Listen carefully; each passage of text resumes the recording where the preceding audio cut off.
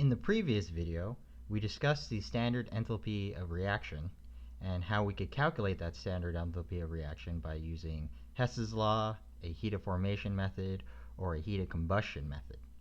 And so now that we've developed this tool, in this video what we're going to do is we're going to learn how to use this tool in order to help us solve material and energy balance problems that involve a reaction or multiple reactions. And so this video will deal with energy balances on reactive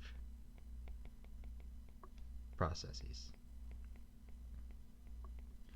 Now, solving material and energy balances on reactive processes is actually pretty similar to solving material and energy balances on non-reactive processes. All right, so it's similar to energy balances on non-reactive processes. The only difference is now we need to account for our enthalpy of reaction, our delta HR, okay? And so what I'm going to go over in this video is a recommended procedure or a general algorithm that you could use in order to solve reactive material and energy balance problems. Okay? And so this is just a general outline. You could solve the problems using whatever method that you want. But by using this method, this will help break down the problems in very similar manners and allow you to just follow the instructions in order to find your solutions. Okay? And once again, just right here, because in the book known as when they go over this outline, they call it the heat of reaction method.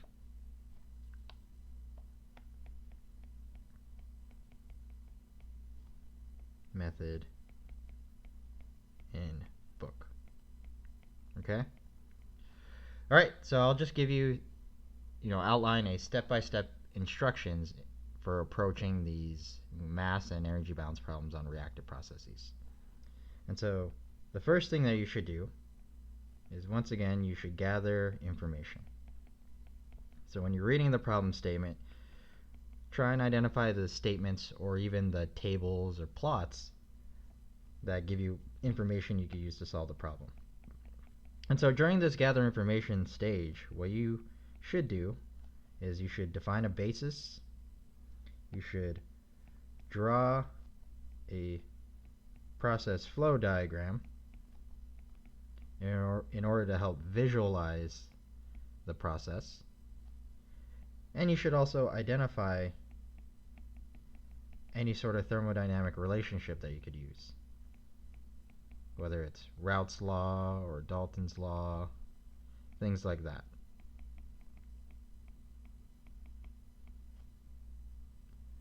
After you gather information and figure out what you do know, the next step is to identify what you don't know. So you need to identify your unknowns. And you need to identify, what the problem is asking you to solve. For step 3, what I recommend is to do a degree of freedom analysis in order to identify or to make sure that you have enough information to solve for all your unknowns. If you have enough info to solve unknowns.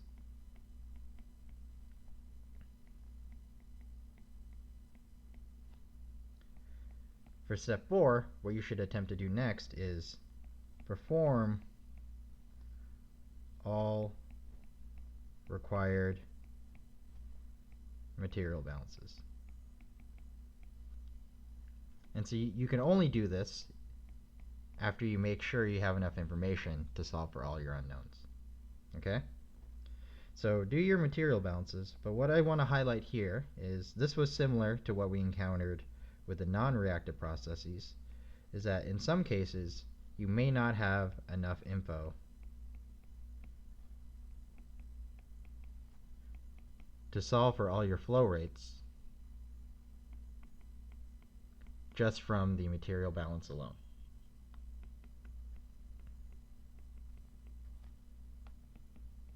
From MB alone. Okay? And so in that case, what you would need to do is you would need to go to either the energy balance or use one of the other equations or other thermodynamic relationships that you identified in order to solve for all these flow rates and for all these unknowns. Okay? And so everything so far in this procedure has been the same as it was for non-reactive processes. But now, since we're dealing with reactive processes, at step 5 is where we start to change. And so what I recommend for doing in step 5 is at this point, you should start to calculate the extent to reaction for each reaction you have. And so if you have only one reaction specified, you only need to identify one extent to reaction. But if there are multiple reactions going on in your problem, then each reaction will have its own extent to reaction, or its own Kc. For step 6, what you now need to do, or what I suggest to do, is to then find or calculate the standard enthalpy of reaction for each reaction that's occurring in the problem. And these standard enthalpy of reactions will be defined for some reference temperature and some reference pressure. And so sometimes a problem will just tell you what the standard delta H of R is, and so that simplifies this step. But a lot of times you'll have to calculate it yourself. And so that's where we're going to use the tools we developed in the previous video. So you'll either use Hess's law, or use the heat of formation values, or the heat of combustion values.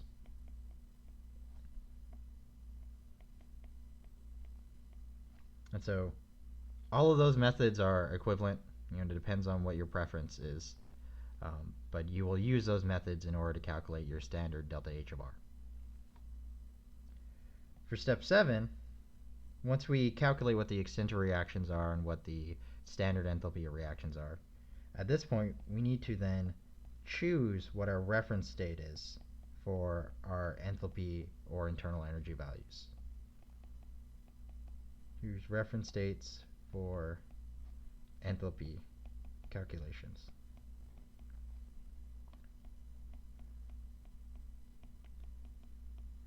Now for non-reactive processes, the rule of thumb was that when you're picking your reference temperature and reference pressure, what you would use is either the reference conditions that were, if you were taking values from a table, you would just use the reference conditions from that table.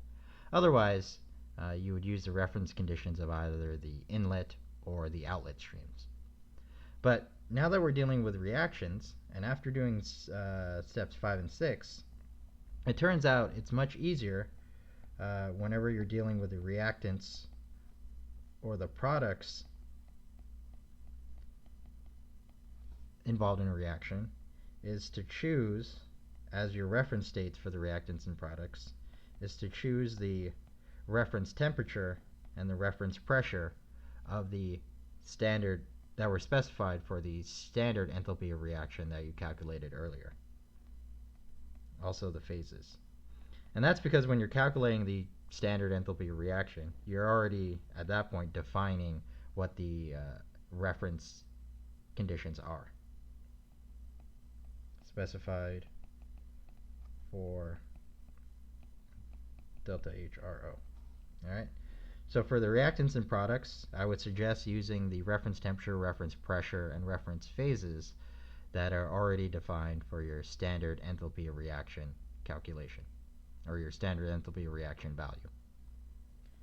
Now for any sort of non-reacting processes, so for example, if you're doing a combustion problem where you're combusting air, well, only the oxygen reacts and the nitrogen is inert, right? So you do have a non-reacting species there. And so for any non-reacting species in your problem, it's going to be the same as when we worked with the non-reactive processes. And that's what you're going to do is you're going to choose either the inlet or outlet as your reference conditions. Okay? Okay, now that we've defined what the reference states are for each of the species in our problem, we should then prepare an enthalpy or internal energy table with each of the species that are involved in the table. And so this is going to be the same type of table that we developed for the non-reactive processes, where we either list the specific or molar enthalpies or the specific or molar internal energies. So it's the same type of table. All right, once we prepare this table, we should then calculate what those enthalpy or internal energy values are for each species.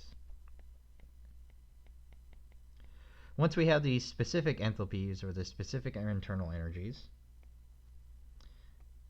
and along with the standard enthalpy of reaction that we calculated earlier, we could then use all those bits of information to calculate the total enthalpy or the total internal energy change of our process. Okay?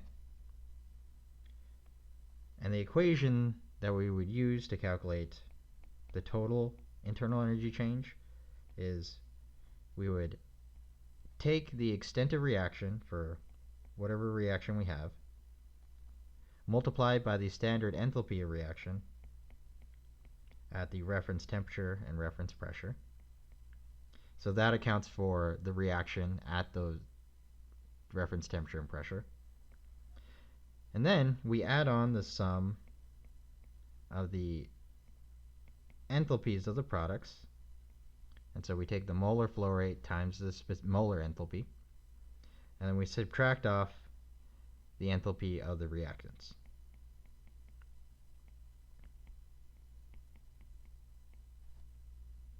So that's it. That's the equation you would use. For the internal energy, so if you're working with a closed system, it's the equation you would use to solve for the total internal energy change has a very similar format. So there's one term that accounts for reaction, another term that accounts for the internal energy of the products, and then you subtract off the internal energy of the reactants. All right?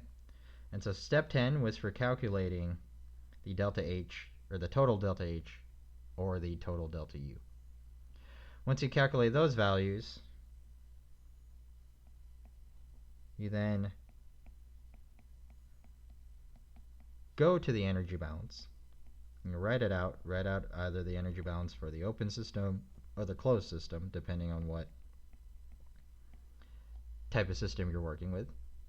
Go to that energy balance, cross out any terms that are negligible that you could assume are basically zero, and then solve for anything else that's not zero, so anything that's not negligible. For example, a lot of times in these problems you're solving for either the heat or the work that's involved. All right? And then finally, the last step, if you even need to do this last step, is solve for any remaining unknowns.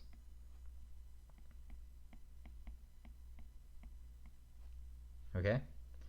And so this is just an outline that you could use, or a strategy or an algorithm that you could use for solving any mass and energy balance problems involving a reactive process.